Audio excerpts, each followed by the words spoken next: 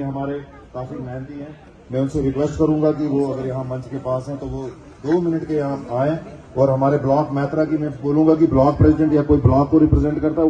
मैं ज्यादा बोलना नहीं चाहता इस वक्त क्योंकि सभी लोग हैं, भीड़ बड़ी है बोलने की, मगर टाइम नहीं है। तो अपनी बारी तो उन्होंने खेल दी। जब 1000 साल की बैटिंग आई उन्होंने एक छोटी सी सोच रखने वाली हर टाइम ये सोचती रहती हूँ कि हर माँ बाप का एक सपना होता है कि हमारे बच्चे पढ़ लिख कर एक अच्छी मंजिल हासिल करें। मेरे प्यारे दोस्तों, हमारे जो गरीब माँ बाप सपना देखते हैं, हमें कर्जा लेकर पढ़ाते हैं, लेकिन ये जो सपने देखते हैं बीजेपी सरकार ने सारे खाक किया है। मुझे लगता है कि जम्मू कश्मीर की आवाज सियासी यतीम नहीं है। अगर कुछ सालों में लगता था कि जम्मू कश्मीर की आवाज सियासी यतीम हो चुकी है। कोई भी आदमी ये बता दे कि मैंने मजहब की बुनियाद पर, मैंने इलाके की बुनियाद पर स्कूल दिया हो, कॉलेज दिया हो, नौकरी लगाई हो, ट्रांसफर करी हो, जिला दिया हो, नियामत दी हो, सैकड़ों कॉलेज दिए, सैकड़ों स्कूल दिए, हजारों प्राइमरी स्कूल दिए, बल्कि मैंने कहीं कहीं जहां हमारे हिंदू भाई होते थे इलाकों में, मैं डिस्ट्रिक्ट डोडा की बात करता हूं, आर और पार वाले, जब वो मुझे मिलते थे, जी हम तो थोड़ा दूसरी तरफ बीजेपी साइड वोट देते हैं तो हमारे दूसरी पार्टी वाले जीतते हैं, वो हमारे साथ। सबसे पहले मैंने उनकी सड़कें और पुल बनाई ताकि किसी भी इंसान को ये नहीं लगे कि खाली यहां चीफ मिनिस्टर बनता है तो मुसलमानों का काम होगा, हिंदू का।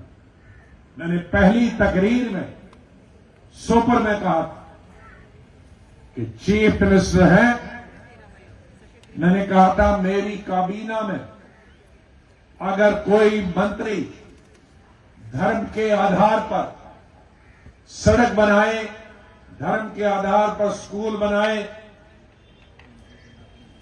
धर्म के आधार पर कोई काम करे और पार्टी के आधार पर काम करे, उसे मेरी कैबिनेट से इस्तीफा देना चाहिए।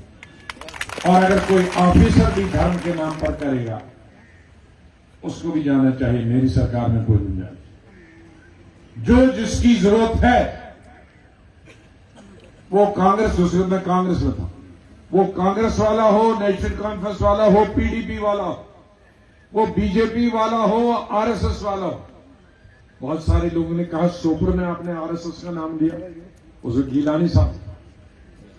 मैंने कहा फिक्र नहीं करूंगा, मैंने कहा हुर्रियत का भी अगर कोई है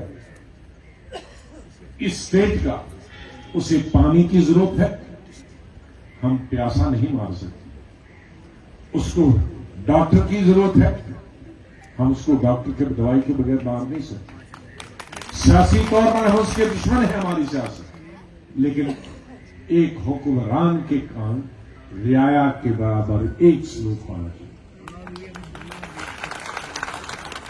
उसे जिसे आप हिंदी में रामराज कहते हैं। रामराज का मतलब क्या है कि सब रियाया, सब जनता आपको वोटर दे, आपका नहीं दे, आपके खिलाफ हो, आपके साथ हो, लेकिन उसे प्यासा है तो पानी दे दो, बीमार है तो उसे दवाई दे दो, सड़क नहीं उसे सड़क दे दो, स्कूल नहीं उसे स्कूल दे दो, अस्पताल नहीं उसे अस्पताल दे दो। यही हिंदी में रामराज कहते हैं और यही हमारे कुरान में भी और ये हमारी इस्लाम में भी है, मसावात, इंसाफ सबके साथ। चीफ मिनिस्टर हूं, मिनिस्टर हूं, मैं कुछ भी ना हो, लेकिन मैं सब हिंदू और मुसलमान मेरे दिल के खाने से कोई निकाल नहीं सकता। इसलिए अगर कोई ये कहेगा कि गुलाम नबी आजाद मुसलमान है इसलिए वोट नहीं देंगे, मेरे लिए वो मौत के बराबर है।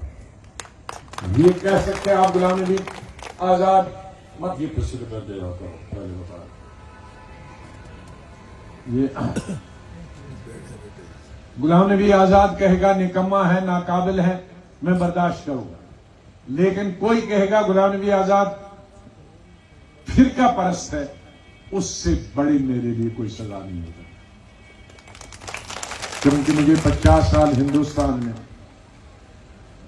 मैं अपने आप को कभी कभी कहता था कि मैंने गलत प्रोफेशन लिया पार्टी हुकूमत में आने का। मुझे तो समाजवाद